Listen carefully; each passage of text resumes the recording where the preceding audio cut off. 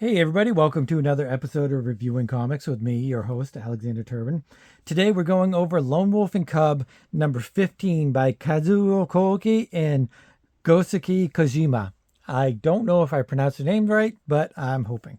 But before we get into that, I'd like to show you some of my own work. This is Random Access number 34. It's an anthology that you can get either through my Patreon at Alexander Turbin at patreon.com/Alexander Turbin, or you can go to the website Comics Creators Marketplace. You can get that either way. If you get it through the Patreon, it's only $3 a month for a 20-page anthology with myself and a whole bunch of other artists, including Jamie Barrows, Jeremy Duncan, Swayze, Doug Roberts, Jake Quirk, and so many more. I think it's a fantastic value. It's got some fantastic art, and it's really something that I'm really truly proud of. So, like I said, you can get that at Patreon or the website Comics Creators Marketplace, the new eBay for indie comics creators. And if you're a comic book creator and you have a comic book, why don't you get in touch with me and we will put your comic book on that website, and hopefully we will sell some comics. Thanks as always for all of your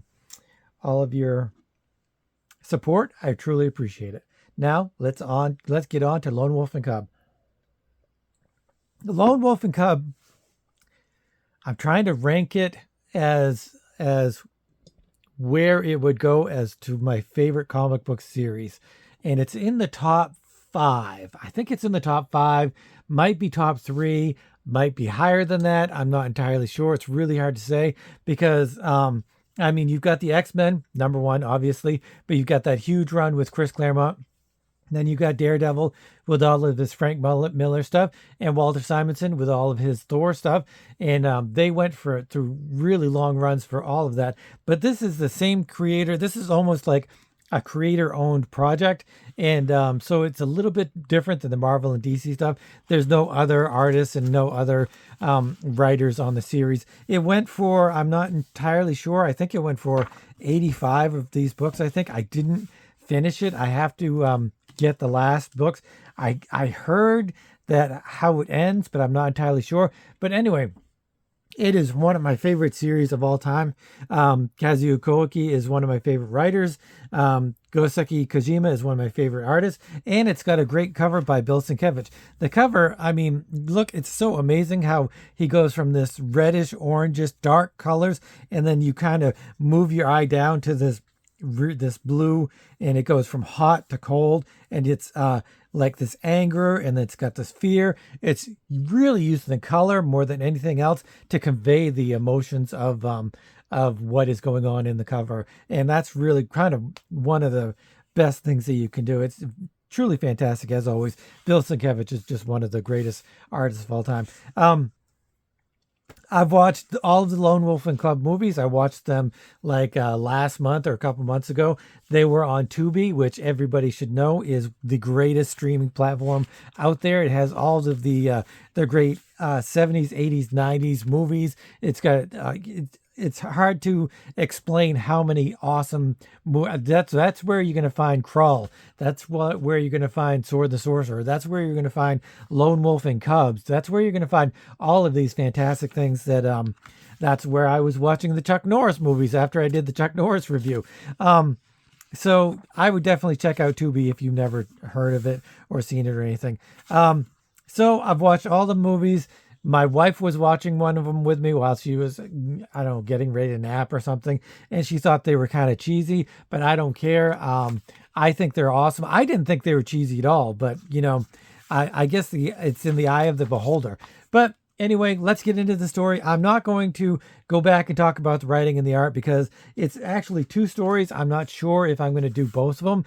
This won't be the last time that I look at a Lone Wolf and Cub. What I am doing, I have doubles of this, and this is in not very good condition. I like to keep my comics as best condition as I can.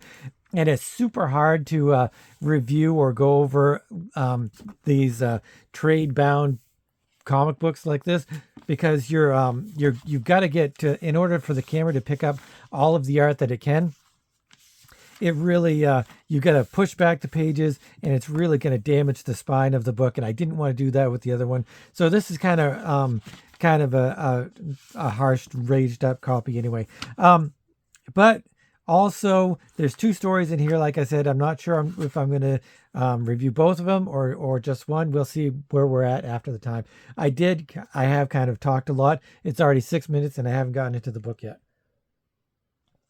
So, trail markers. One of the great things about this book, and one thing I wonder what you guys think, is this a manga? Are all Japanese comic books mangas? I would hearken to say no. I don't think this is a manga.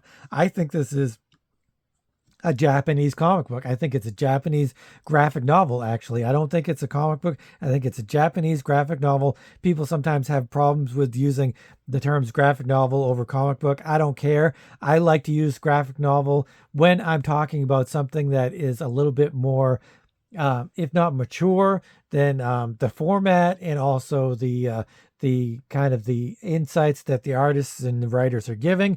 I definitely do think there's a little bit of a differentiation between graphic novel and comic book, but we will get into that more than that, I bet. So you've got this light, and you've got some Japanese writing, and one of the great things about manga or Japanese comics is that they go slow. Sometimes they speed things up, and they put a lot of pages in, a lot of panels, a lot of pages for a single thing. But then they'll have like a simple movement, a simple thing, and they'll drag and they'll slow it down, slow it right down, and that's what you're doing here, and that's what happens in a lot of these panels. You're slowing time down. This is the whole thing is very cinematic, whereas I can totally imagine this as the first scene in the movie, and then it kind of cuts to this guy doing his penmanship and using the ink bottle and his ink brush, and making a circle. And the name of the story is Trail Markers, and this is the first one. I think I will break it into 2 different ones. The other one is maybe better than this one. The one in the back, the second story, is maybe better than this one. But I think this is just a really great, simple story that I can just really I like a lot. So this one is Daido. It means a major highway like any of the 5 main roads out of Edo. Edo is Tokyo. Modern day Tokyo. And then he proceeds to make these different trail markers: lane, trail, village, thick forest, ocean, blah, blah, blah, blah. And this trail marker shows where his clients can find him.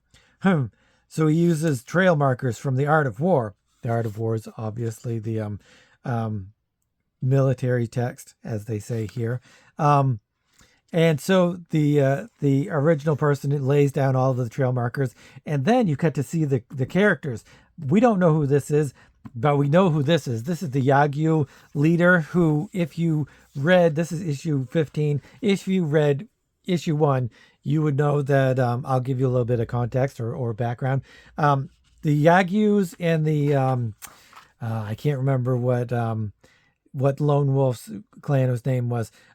They had a duel to see who would become the shogun's executioner, and the Yagyu clan had their champion, and Lone Wolf became the champion for his clan, and they fought, but the Yagyu was going to win. He was doing better, but then he accidentally or inadvertently thrust his sword towards the shogun. Not like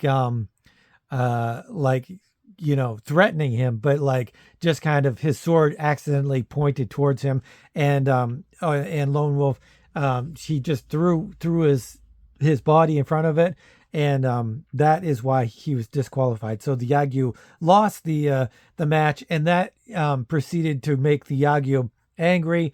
The they set up this whole thing where the Lone Wolf's clan was destroyed, and Lone Wolf and Cub were cast out. All of their clan was killed, and he is just on the road trying to figure out how to, and he's assassin, trying to figure out how he can get his vengeance on the Agyu clan and clear the name of his clan. So the original guy is drawing more, and he shows this this little drawing of Mifamudo, the Dark Realm of Hell, and that is they post this talisman on the old temples beside the highway. It's a drawing of Gozmezu, the beast-headed demons of Mifamudo. Mifamudo is the Dark Realm of Hell, so it's hell and demons. As you probably know, Japan. Old Japan especially has, lots of spirits and demons and stuff in their culture and in their religion and stuff. So the Agyu, previously the head of the Agyu gave Lone Wolf and Cub free reign or free exit into the world, and they made a pact that they would no longer try to kill him, and he says. This guy is like, I can't do anything about this. I'm not, this feud you have with him is not part of the Shogun's problem. This is your own problem. I can't do anything. I'm not going to go there and try to fight him. And he explains all of these reasons why he's not going to do it. The head of the Agyu says, there is not going to be you're not going to have to do anything. All you have to do is find him, and I will send my son, Gunbei Dono, who is his son, who was the original duelist in the first issue against the Lone Wolf, and he would. I'm trying to think of his name. Ogami. It says here, I gave Ogami free passage beyond the borders of Edo, but now things have changed. Someone is investigating our feud and how it began, now of all times. So it's Ogami and Dogoro. Dogoro is the child's name. And so they're just out there. Like I said, he's an assassin and people hire him, and he's trying to get money enough to clear his name and stuff like that. So they're trying to find him. This guy uses the trail markers to find clients for his assassination techniques or whatever. The head of the Agyu says, you don't have to do anything. Just find him and we will do everything else. I'm going to send my Gunbei Dono to him, and he's going to fight him. And as always, or as before, he's going to win because Gunbei would have won the duel. Most likely he had him on the ropes, I guess. Again, this is some fantastic slowdown of the panel, slowdown of the page. Usually I wouldn't like this, where you have the two double page spread on top, and then it comes, and then you have to go around here.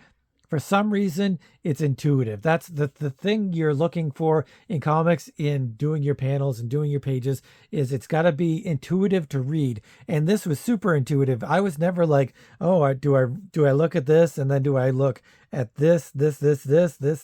No, I knew that you read this, then you read this page, and then you read this page. Mostly because of the way that it's set up, because these aren't lined up or there's no connection or anything like that. But also, it's just the way that it's drawn and the way it's laid out, that it's just intuitive to read. And I'm going to remember that that definition, intuitive panel creation. That's going to be one of my new slogans, intuitive panel creation. So again, one of the fantastic things about Lone Wolf and Cub is the slowdown of the action, and you put in the very beginning where it's just kind of showing a scene. It's why backgrounds are so important, because there's going to be times when you have just a background, just the establishing shot, or a slowdown in the action like this, or movement of the action, but you're not using dialogue or narration to talk about the what's going on in the panel or the page. You're going to use the backgrounds, and that's what he's doing. This light ink work for the rain is so amazing. There's a couple of things. There's a page, I think the next panel, the next few pages have panels that I don't know how he does it. I don't, if anybody knows how he did it, please let me know. I would like to see it. I think he does use some duo shade. Um, I think it's duo shade, not duotone. Duo shade is where you use the chemicals and you put it on the page and it changes into a pattern, I believe. He uses that somewhere. I think some of this might be duo shade, but a lot of this is just ink work, and I'm not entirely sure how much. I think some of it is brush, some of it is pen work, but I love this. It's got this rain effect. Obviously, it's supposed to be rain. Like this could just be some markings that you see, and you're like, well, that doesn't really make any sense. It's just slashes or whatever. But then it's got the little dots of where the rain is hitting the water. There's a little bit of water here, and there's mud and muck, and there's mud and muck, and then there's a shadow, and then I think this here is a little bit of grass, and here's some foliage in the background. All this from just some light markings of the brush or the pen or whatever I bet this is the pen, but some of the light markings. You're using all of this stuff to put this inside your mind, and looking at it is just amazing to see.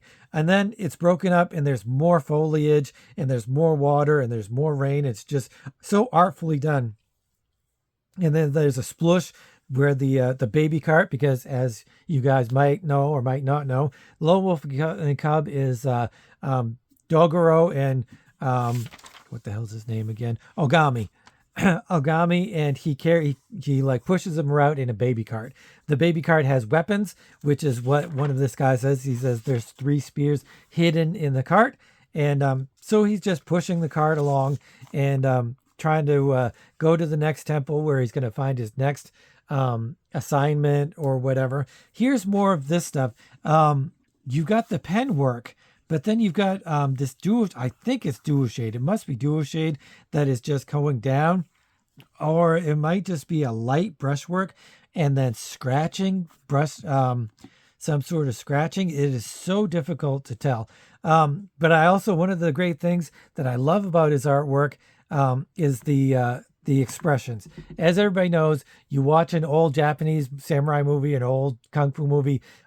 I think it's the samurai movies that do this. Kind of do a quick close up of the character's face to give a kind of an expression. Quentin Tarantino in Kill Bill does that a lot. He uses a lot of the techniques of the old kung fu and samurai movies, because those Kill Bills are really kind of a mishmash of both of those. The first one is more samurai. Second one is more kung fu, which is really kind of awesome. 2 of my favorite films of all time. And so one of the great things again, and then he's looking at this. He's looking at this.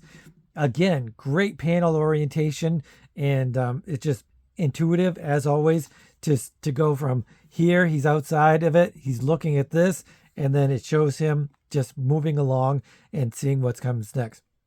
Again, I don't know how he does this.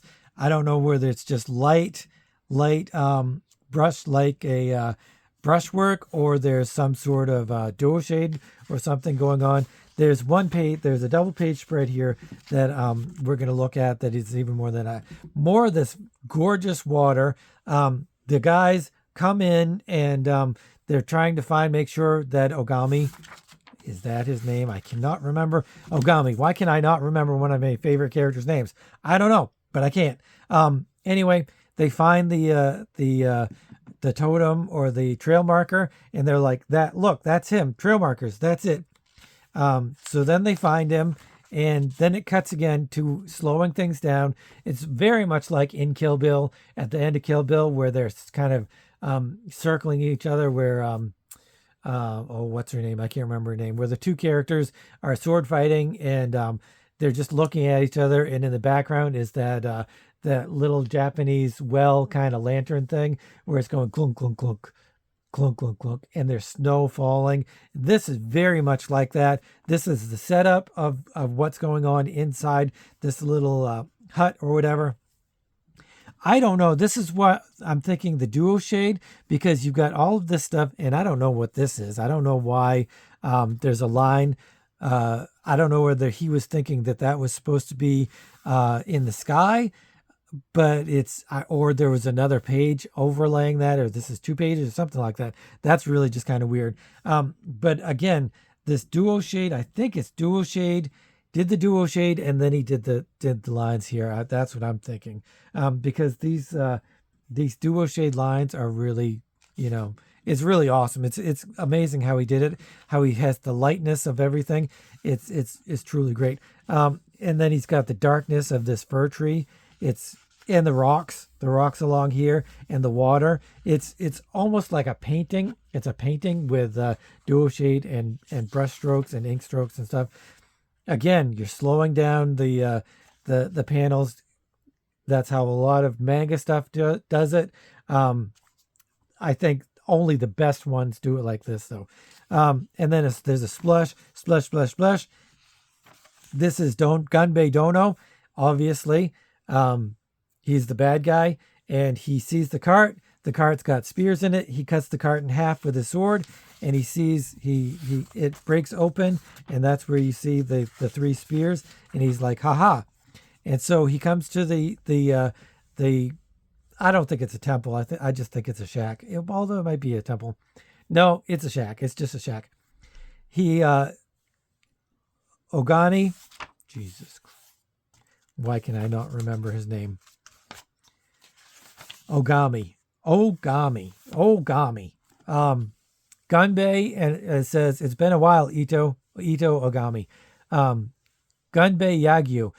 Gunbei is his name. Yagyu is the clan. So everybody in the clan has the last name, obviously. He says, your trail markers didn't bring you a client, Ito. How could you know you were really piling your stones on the banks of the Sai, calling the god of death?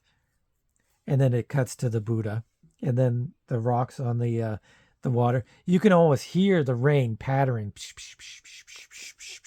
as this is going on.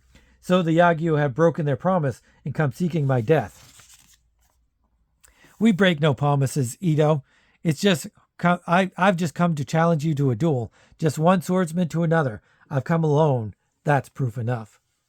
Ito puts his foot outside, and he's going to accept the duel. He doesn't even say, I accept the challenge. It's just like either a nod or a look or whatever.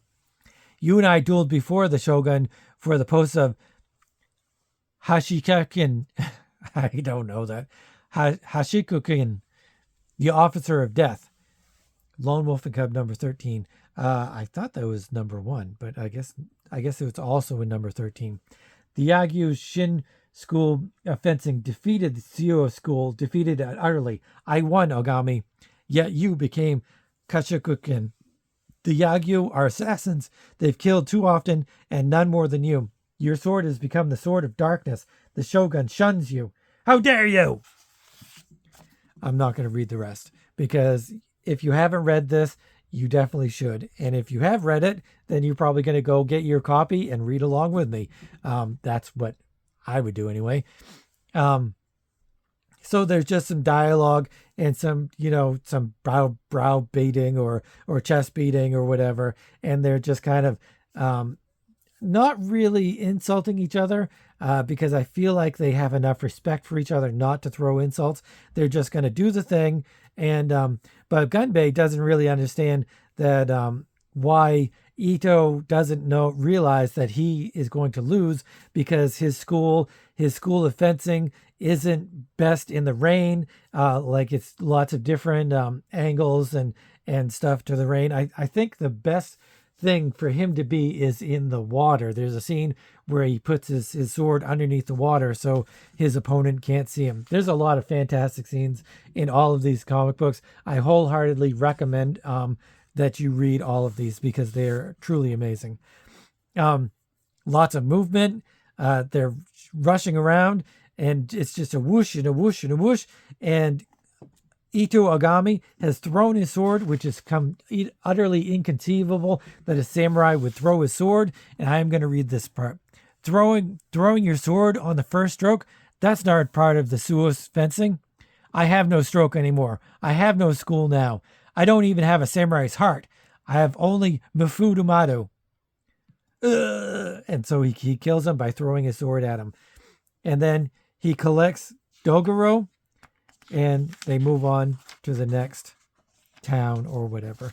Lanterns for the Dead is the second story. And again, like I said, I think it's actually better. But this is really just a fantastic dueling scene, dueling storyline where there's no storyline, there's no plot. It's they need to find Ogami. They find him. He challenges him to a fight, and he loses, and that's basically it.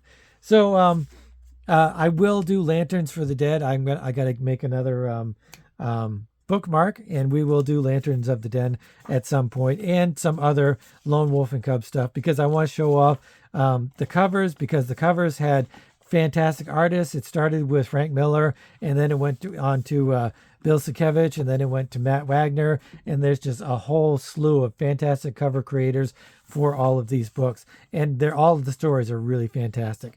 So I'm going to rate this. I'm going to rate this a 10.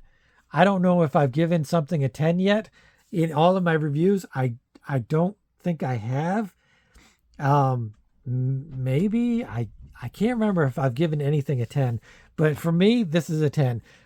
If you're not into samurai stuff, if you're not into Japanese culture, if you're not into stuff like that, then you might not give it a 10. But any artist with half a brain, half eyes, could see the amazing artwork, the fantastic ink work, and the brush work, and the penmanship, and all of that stuff. It's just really fantastic. The story flows perfectly. It's just, for me, all of these Lone Wolf and Cub stories are 10s for me, because I love them so much. And not everybody they're not for everybody. But I guess you have to try it and decide for yourself what you think of this Japanese kind of Lone Wolf and Cub. It's really it influences a lot of stuff.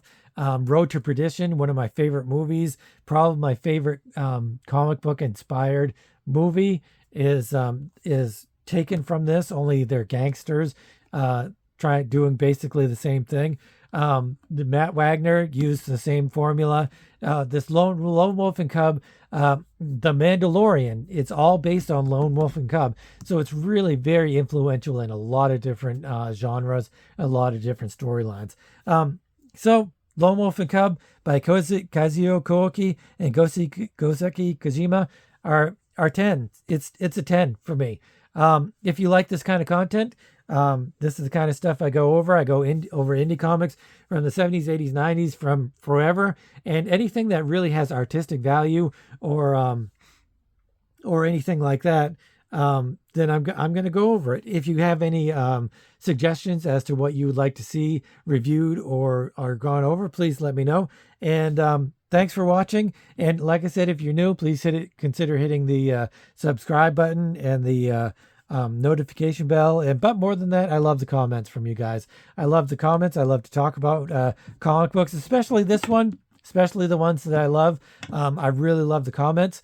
And let me know what you think. Let me know what you think about this. I have more stories about Lone Wolf and Cub and my whole thought process, but those will come at a later time. And thanks for watching. And as always, keep on creating.